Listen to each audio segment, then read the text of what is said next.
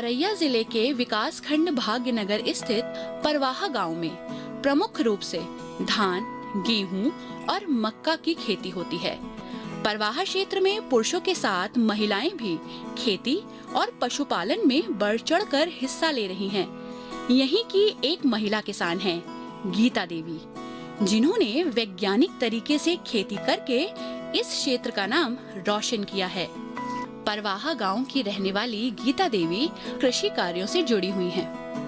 गीता के पास पैतृक जमीन 0.8 एकड़ है, जिस पर वो साल भर खेती करती थी, लेकिन उन्हें अनाज का अच्छा उत्पादन नहीं मिल पा रहा था। इन्होंने खेती के साथ पशुपालन भी अपनाया, फिर भी इनकी माली हालत में कोई सुधार नहीं हुआ। वर्ष 2015 में इन्होंने कृषि विज्ञान केंद्र परवाहा से प्रशिक्षण लिया और उत्पादन को बढ़ाया। इन्होंने वैज्ञानिक तरीके से ऊसर भूमि का सुधार किया। ऊसर सुधार के लिए ये धान के पुआल को जलाती नहीं है। इसके प्रबंधन के लिए धान की कटाई ऊपर से करती हैं और धान के पुआल को गेहूं की बुआई के बाद पूरे खेत में बिछा देती हैं, जिससे गेहूं का जमाव अच्छा होता है और पानी की भी बचत होती है। पुआल के प्रबंधन के साथ साथ भूमि की उर्वरा शक्ति भी बढ़ती है। मैं अथवर धान काटती हूँ, पुआल को इकट्ठा कर लेती हूँ, फिर बाद में हम गेहूँ बोने के बाद पुआल को खेत में फैला देती हूँ, जिससे मेरे खेत की नमी रहे और बीज भी अच्छा जमे और इसमें खरपतवार भी नहीं होता है।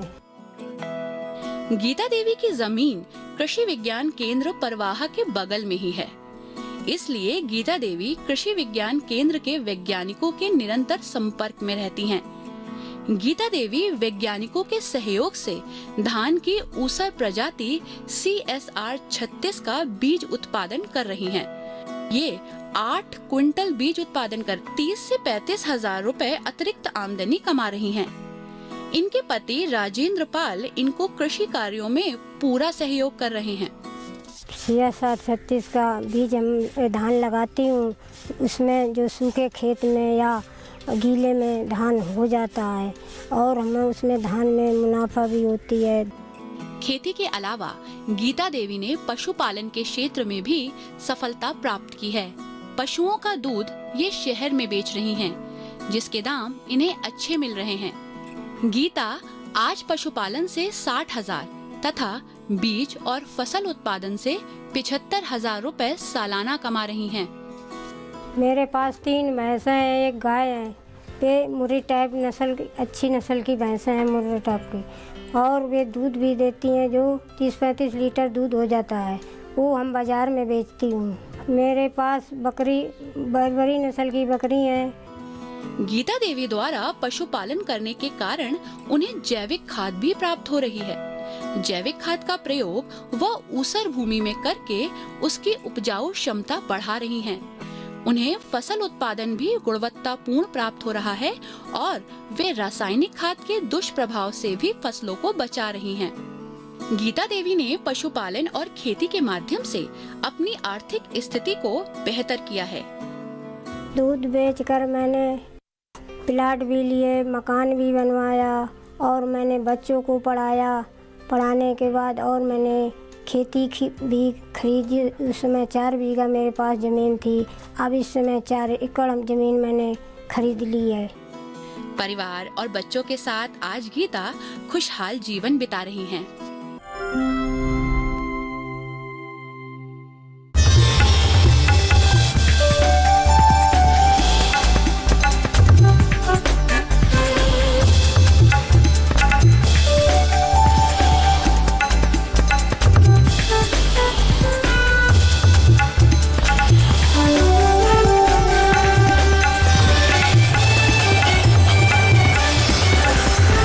ईडी किसान, बदलते भारत की शान।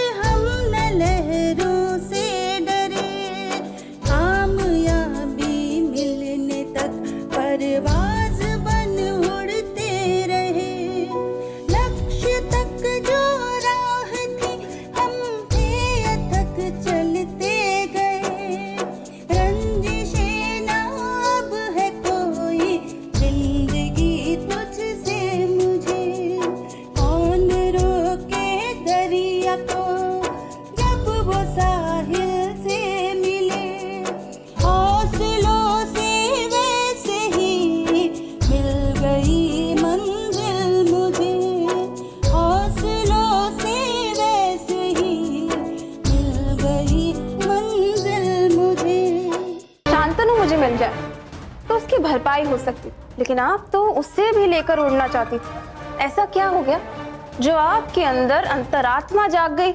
जो पुलिस है वो क्लिनिक में आई थी और वो दवाइयों को सील करके लेकर गई है, और वो पता लगाएंगी कि इस सब के पीछे है कौन।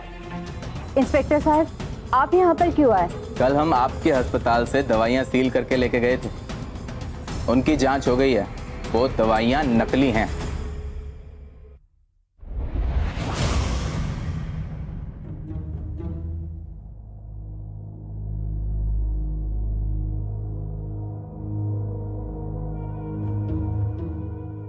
भैया आप चाहे तो खुशी से नाच सकते हैं, भोज करवा सकते हैं। काहे कि जो काम आप पुलिस अफसर को दिए थे ना, वो मिठाई के डब्बे के साथ, वो पूरा हो चुका है। आपने तन्नू भाभी की औकात नाप दी। बात हुई थी हमारी गांव में, पुलिस ले गई है तन्नू भाभी को गिरफ्तार करके। अबे इतना ताना काहे मारते हो बे? दोस्त है तुम्हारे, मोहब्बत से बात किया करो यार। और तुम जो खबर लाए हो ना, ये बासी है, हमको सब पता है। अबे पुलिस तनु को थाने जरूर ले गई थी, लेकिन गिरफ्तार नहीं की थी। तुम्हारी जो खबर है ये आधी सच्ची है, लेकिन आधी गलत है। अबे तुमको कोई अखबार में रिपोर्टर रखवा देगा ना, तो तुम तो उसका अखबार बंद करवा दोगे, ये गलत खबर छाप के। हम गलत छपवाते हैं? अरे गलत तो आप छपवाते हैं। और गिरफ्तार नहीं हुई तो क्या हुआ, हो जाएंगी। आप जैसे लोगों से नाता रखने का ही नतीजा है ये। आप ये जो बड़े बड़े पुलिस अधिकारियों को बड़े बड़े उपहार देते हैं, मिठाई देते हैं, कल के दिन आप तन्नू भाभी को सूट भी लटकाने के लिए उनको बोलोगे तो वो लटका देंगे ना, जीवन सफल हो जाएगा आपका। मैं बात खा गए तुम भी हमको समझने में। तो कहा है ना कि ये ऐसा खेल हम नहीं खेलते, और तनु को जेल भिजवा के हमको क्या मिलेगा, इतने से हमको संतोष होने वाला नहीं है। अरे बहुत टुच्चा काम है बे, और हमारे स्टैंडर्ड का नहीं है। अरे ये सब काम हमारे बाबूजी का है। तो कहा है ना कि उनके पास इक्को ही काम है, वो तनु को जेल भिजवाकर शांतनु से अपनी बिटिया की शादी करवाना चाहते हैं। सोचो कि अगर वो तनु को जेल भिजवा सकते हैं तो हम भी डीएसपी साहब को मिठाई भिजवा सकते हैं। अब सिर्फ और सिर्फ बर्बादी होगी, जलजला उठेगा और सब कुछ दहन हो जाएगा। सबके पैरों तले जमीन खिसक जाएगी और धरती फाड़ कर सबके सामने निकलेंगे और सबको सबका पाप याद दिला देंगे।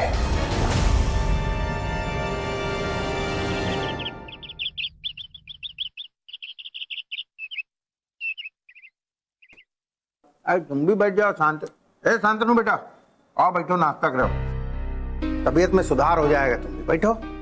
नहीं चाचा जी, इच्छा नहीं है खाने की। पहले भी वो माँ ने खाना खाया? नहीं, कल रात से उन्होंने कुछ नहीं खाया। मैंने उन्हें 10 बार बोला खाना खाने के लिए, बट उन्होंने नहीं खाया। वो जिद पे अड़ी हुई है शांति, मेरी बिल्कुल नहीं सुन रही। कहा जानकी जी ने खाना नहीं खाया? अरे क्या करते हो भाई तुम लोग? ये घर में हमको कोनो कुछ बताएगा? इतना बड़ा बात। एक मिनट बेटा, देखो बेटा, हमारा बात सुनो। बुजुर्ग अगर 2-4 बात बोल भी लेते हैं ना, तो उनको आशीर्वाद समझ के ले लेना चाहिए। आजकल का भरोसा है जिंदगी का, हम हैं आजकल नहीं हैं। अगर उनका दिल दुखाओगे ना, तो मन में रह जाएगा सिर्फ एक बात, वो है पछतावा। काहे नहीं खा रही खाना? हो कौन बताएगा हमको? पापा, ये आपको कुछ नहीं बताएगा, मैं आपको बताती हूँ। आंटी ने कल रात से खाना नहीं खाया, और वो जिद पे अड़ी है कि जब तक शांतनु की सगाई नहीं हो जाती ना, वो खाना पीना नहीं खाएंगे। देखो बेटा, बात ये है कि उनकी बात मानना ना मानना तुम्हारी मर्जी है, लेकिन एक ही बात हम कहना चाहते हैं। देखो, ये रिश्ता आज नहीं तो कल होना ही है, तो फिर उनका मन रखने के लिए आज ही कर लो ना। देखो, बड़े बुजुर्ग जो होते हैं ना बेटा, एक बड़े पेड़ की तरह होते हैं, जिंदगी भर निस्वार्थ तुमको छाया देते हैं, और बदले में क्या चाहते हैं कि उनका सम्मान बना रहे। जैसे एक बड़ा पेड़ होता है ना, उसके आसपास की मिट्टी अगर हटाओगे तो वो पेड़ भरभरा के गिर जाता है, उसकी जड़ें कमजोर हो जाती है। बाकी मर्जी तुम्हारी है, जैसा चाहो वैसा कर लो। इसीलिए कह रहे हैं बेटा, ज्यादा समय गंवाए बिना मान लो उनकी बात। देखो, उनकी तबीयत वैसे ही ठीक नहीं है, भगवान ना करे अगर कुछ 19-20 हो गया, पछतावा तुमको भी रहेगा जिंदगी भर और हमको भी। आज मैं भी इसे अपने प्यार का वास्ता देती हूँ। अगर ये मुझसे सच्चा प्यार करता है तो ये अपनी माँ का बात जरूर मानेगा। अगर नहीं करता है तो अपनी माँ का मरा हुआ मुंह देखेगा।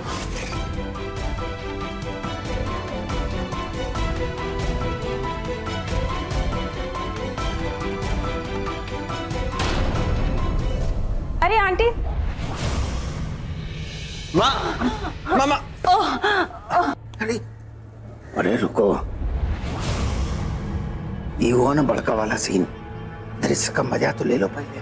पल्लवी, अरे अरे पल्लवी बेटा, अरे उठा उठा उठा उठा बेटा, उठा देखो। माँ ठीक तो है ना? चल इधर आइए पल्लवी। बेटा बैठा दो उनको, रुको हम पानी लेके। माँ पाई, माँ ठीक तो है ना? पल्लवी पानी, ये लो पानी, पानी ले बेटा। माँ पानी पी लीजिए। माँ अब बच्चों की तरह जिद क्यों कर रही हैं? आपने नाश्ता भी नहीं किया है। प्लीज माँ पानी पी लीजिए, प्लीज माँ।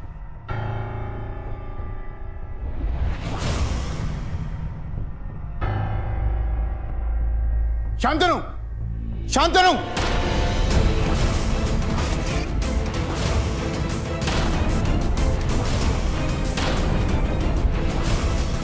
हमारी जिंदगी में जब जब आते हो तकलीफ देके जाते हो। मेरी बेटी को वहां मुसीबत में छोड़कर तुम्हें आराम फरमा रहे हो। मैंने तुम्हारे जैसा घटिया और गिरा हुआ इंसान नहीं देखा कभी। ए विश्वनाथ बाबू,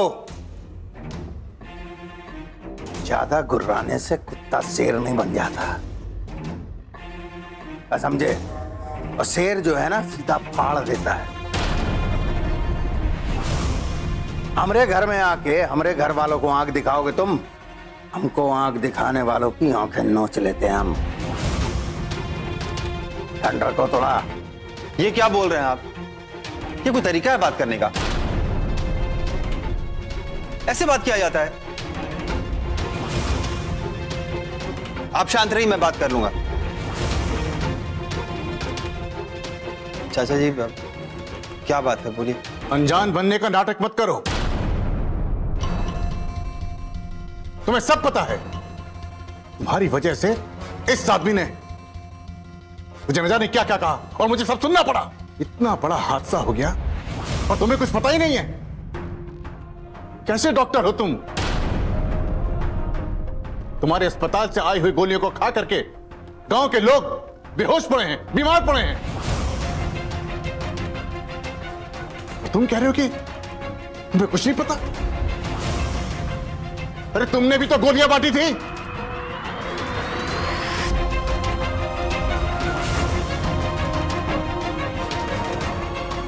चाचा जी आप क्या कह रहे हैं? मुझे कुछ समझ में नहीं आ रहा है। लोग बीमार पड़ गए, मैं मानता हूं कि दवाई हम लोगों ने बांटी थी, लेकिन ये सब क्या कह रहे हैं आप? मुझे कुछ समझ में नहीं आ रहा है। और मैं अपनी ही चीजों में ऐसा उलझा हुआ हूं कि बाहर क्या चल रहा है मुझे कुछ पता ही नहीं चलता। और मुझे इस बारे में किसी ने कुछ भी नहीं बताया। अरे कोई कैसे बताता? तुमने फोन उठाया ही नहीं। अस्पताल की कंपाउंडर संध्या ने तुमको फोन किया तो तुम तो आराम फरमा रहे थे। उसने मुझे सब बताया है। और ये भी बताया होगा कि बीमार आदमी आराम नहीं करेगा तो क्या करेगा। पल्लवी तुम चुप रहो, मैं बात कर रहा हूं ना। चाचा जी आप बताइए ना, बात क्या है? वो चोट लगने की वजह से मैंने दवा खाई थी तो मैं सो गया था। किसी का फोन आया तो मुझे पता ही नहीं चला। बेटा गांव में सब लोग दवाई खाकर बीमार हो रहे हैं। वो दवाई जो जो अस्पताल में बांटी गई थी,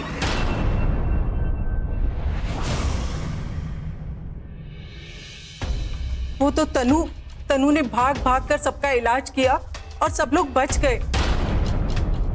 लेकिन ये समझ में नहीं आ रहा वहां पुलिस कैसे पहुंची, किसने खबर की?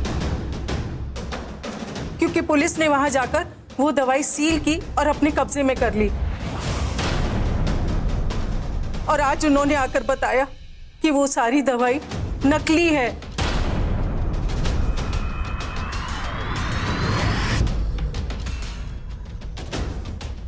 और तनु को पूछताछ के लिए थाने लेकर गए। थाने लेके चले गए? लेकिन क्यों? कब लेके गए? अभी आधे घंटे पहले। बेटा तुम भी तो वहां थे और तनु ने अपनी तरफ से तो वो दवाई नहीं बांटी थी ना, और तुम भी तो बांट रहे थे ना, तो तनु को ही पुलिस क्यों पकड़ कर ले गई? बेटा हमारे कुछ समझ में नहीं आ रहा था, हम किससे मदद मांगे, कहाँ जाए। हमें तुम्हारा ख्याल आया और हम यहाँ आ गए, क्योंकि तुम जिले के एक सीनियर डॉक्टर हो और ये दवाई भी तो जिले के अस्पताल से ही आई थी ना, तो तुम पता लगाओ ना। जाओ बेटा, वो इंस्पेक्टर को बोलो कि तनु बेगुनाह है और वो उसको छोड़ दे। हाँ बेटा। आप चलिए, मैं आप लोगों के साथ ही चलता हूँ। एक मिनट बेटा, क्या बोल रहे हो? यहाँ तुम्हारी अम्मा की तबीयत ठीक नहीं, देखे हो ना, गस खा के गिर गई। ऐसी हालत में छोड़ के जाओगे उन्हें?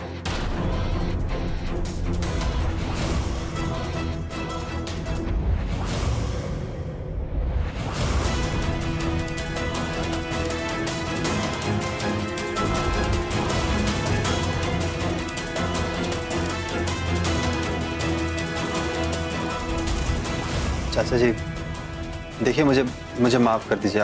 आप लोग मेरी माँ की हालत तो देख ही सकते हैं ना। अभी थोड़ी देर पहले वो चक्कर खा के गिर गई थी। मैं उनको संभालने ही वाला था कि आप आ गए।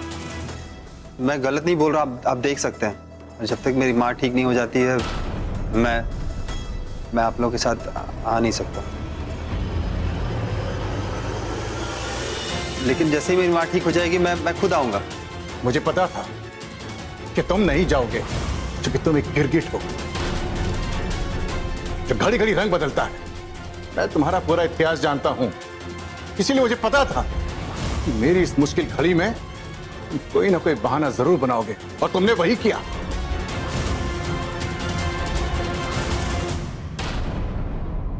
इस चौखट पे दोबारा वापस आने की कोशिश की ना, चपका देंगे तुमको।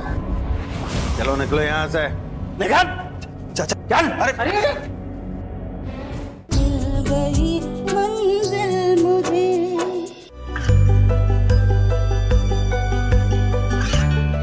गांवों और पिछड़े क्षेत्रों में सरकारी योजनाओं की जानकारी पहुंचा। देश में कौशल और क्षमता विकास कर ग्रामीणों को सामाजिक बदलाव और विकास से जोड़ने की दूरदर्शन किसान की पहल चौपाल चर्चा देखें सोमवार से शुक्रवार सुबह 9 बजे।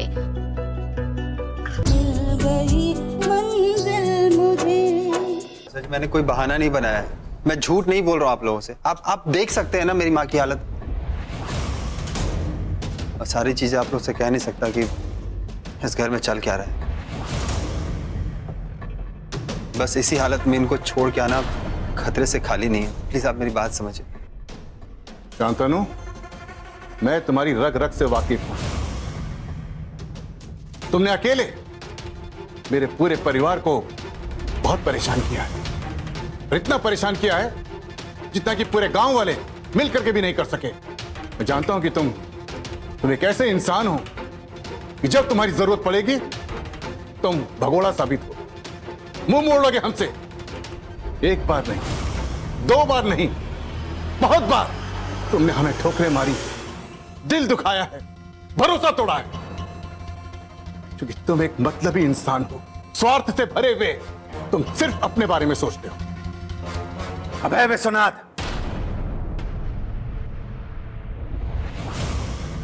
क्या बोल रहे हो? जो मन में आ रहा बके जा रहे हो का? और कैसे इससे ऐसी बात कर रहे हो तुम? क्या लगता है तुम्हारा? बेटा है, दामाद है, कौन लगता है? इतने सवाल जवाब किए जा रहे हो उससे।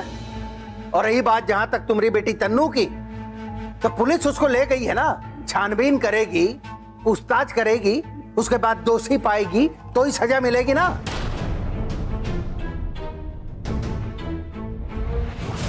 लेकिन छानबीन तक तो उसको पुलिस का साथ देना पड़ेगा ना। क्या बकवास कर रहे हो? आप बीच में मत बोलिए, हमें पता है आप कैसे हैं। अरे हमारी बेटी को आकर सामने से धमकी देते और यहाँ भोले बने हुए। आपने जितने गड्ढे मेरी बेटी के लिए खोदे ना, उसका तो कोई हिसाब ही नहीं है। ए भांजे, जरा जबान संभाल के। हमरे ऊपर काहे कीचड़ उछाल रही हैं आप?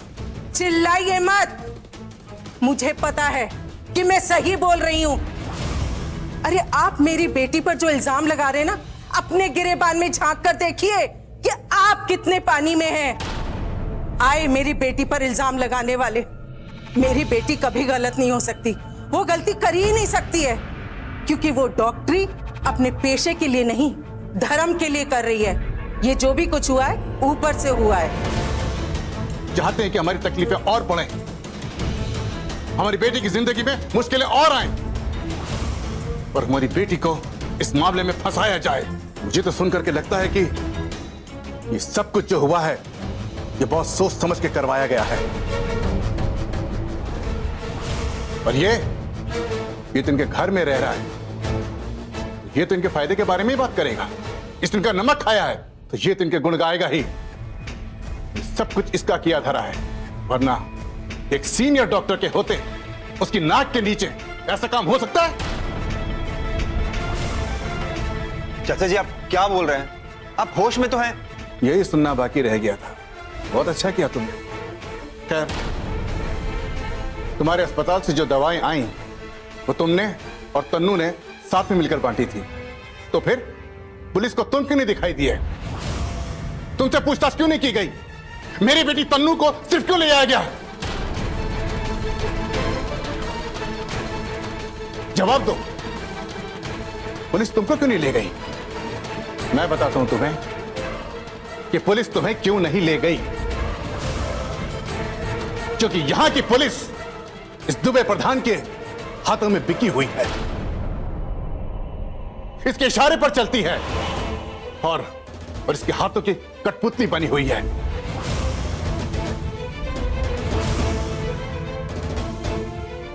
और तुम इस दुबे प्रधान के पैसे और उसके रुतबे की आड़ में छिप रहे हो। इसीलिए पुलिस तुम्हारे खिलाफ कोई कार्रवाई नहीं कर रही है। चाचा जी आप मुझ पे बहुत गलत इल्जाम लगा रहे हैं, और आपके मुंह से ये सब सुन के मुझे बिल्कुल भी अच्छा नहीं लग रहा है। मैं मानता हूं कि हम लोगों ने दवाइयां बांटी थी, और ना ही मैंने थाने जाने से मना किया है, और ना ही मैं मानता हूं कि तन्नू ने यह गलती की है। और चाचा जी आप ऐसा क्यों कह रहे हैं? आप मेरे ऊपर बेबुनियाद आरोप लगा रहे हैं। मैंने ऐसा कुछ भी नहीं किया है। ये जो कुछ भी हुआ है उसमें मेरा कोई हाथ नहीं है। हाँ बेटा, हम भी तो यही कह रहे हैं कि इसमें हमारी बेटी का कोई हाथ नहीं है। बहुत सुन लिए तुम लोग का बकबक। जो मुंह में आए बके जा रहे हो का? अबे उंगली थमाए तो पैसा ही पकड़ लिए तुम लोग।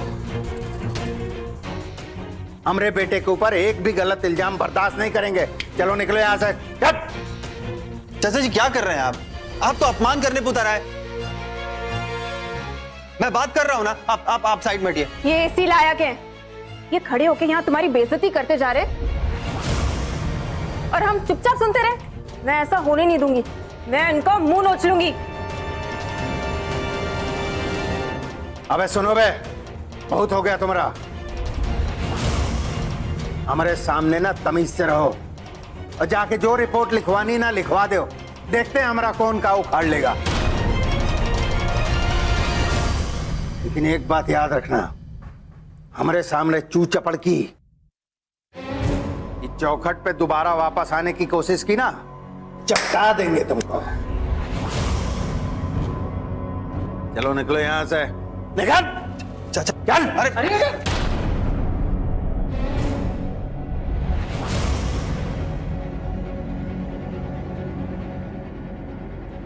मैं तो सोच भी नहीं सकता कि लाला जी का खून इतना नीचे गिर जाएगा।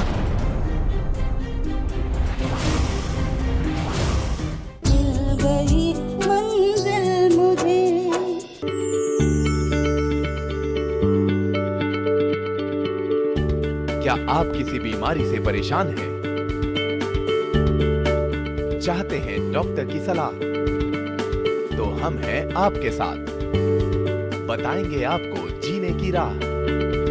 समस्याएं आपकी, समाधान देश के मशहूर विशेषज्ञों के। घर बैठे बात करें देश के जाने माने डॉक्टरों से। हमारे लाइव प्रोग्राम स्वस्थ किसान में हर शनिवार शाम 6 बजे से 7 बजे तक।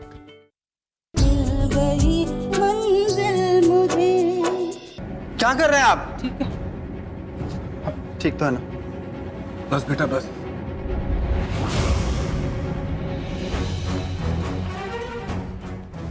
इसी की कसर रह गई थी, यही चाहते थे ना तुम? ये भी हो गया। वाह क्या नाटक है। एक धक्का दे रहा है और दूसरा संभालने का नाटक कर रहा है। चाचा जी आप दोनों मुझे माफ कर दीजिए। इसमें मेरी कोई गलती नहीं है। मैंने कभी सोचा भी नहीं था कि आपके साथ ये सब कुछ होगा। और इन्होंने जो किया है, इनके किए की माफी मैं आपसे मांगता हूँ। हालात पहले से इतने उलझे हुए थे, इन्होंने उसे और भी खराब कर दिया है। मैं आपसे माफी मांगता हूँ चाचा जी, आप प्लीज। नहीं बेटा, इसकी कोई जरूरत नहीं है। तुमने हमारी बड़ी इज्जत नवाजी की है और हमें यह एहसास दिलाया कि हमारी औकात क्या है। बेटा हमें थोड़ी सी उम्मीद थी इस धोखे में भी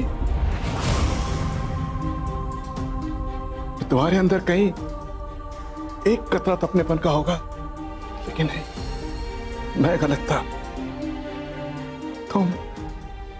तुम बदल गए हो। तो कहते हैं ना, जैसा पानी पीते हैं वैसे ही हो जाते हैं। तुम भी वैसे ही हो गए हो। ये लाला जी, मैं तो सोच भी नहीं सकता कि लाला जी का खून इतना नीचे गिर जाएगा।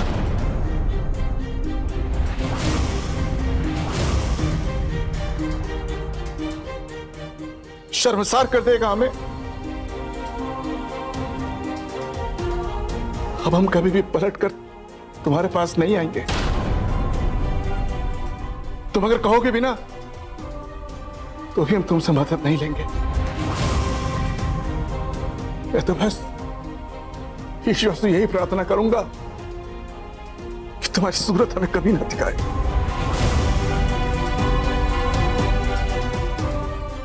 कमला, लगता हम गलत जगह आ गए।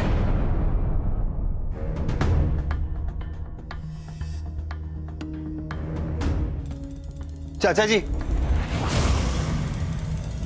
क्या जरूरत थी आपको उनसे ऐसे बात करने की? ये कोई तरीका है बात करने का? मैं बात कर रहा था ना उनसे, बीच में आने की जरूरत क्या थी आपको? तुम क्या चाहते हो? वो यहाँ आकर तुम्हारी बेइज्जती करते रहे और हम चुपचाप सुनते रहे? इतना कुछ बोल दिया उन्होंने, फिर भी तुम उनकी साइड ले रहे हो? अरे तुम्हें कसूरवार ठहरा रहे थे, पूरा दोष तुम पे डाल रहे थे, और पापा ने तुम्हारा साथ दिया और तुम पापा पे चिढ़ रहे हो, हम पे चिढ़ रहे हो कि हमने उन्हें क्यों जवाब दे दिया? अरे किस मिट्टी के बने हो तुम? हर चीज में तुम्हारी मदद कर रहे, तुम्हारी माँ का ध्यान रख रहे, और तुम उनकी साइड हो, तुम उनके लिए चिंतित हो। क्या करना क्या चाहते हो तुम शांतनु?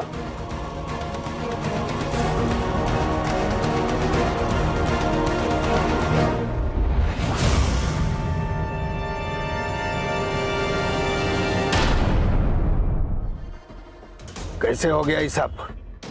कैसे ये बात पुलिस मुख्यालय तक पहुंची? कैसे यहां से निकल गई? उसको तो छूटना नहीं था ना।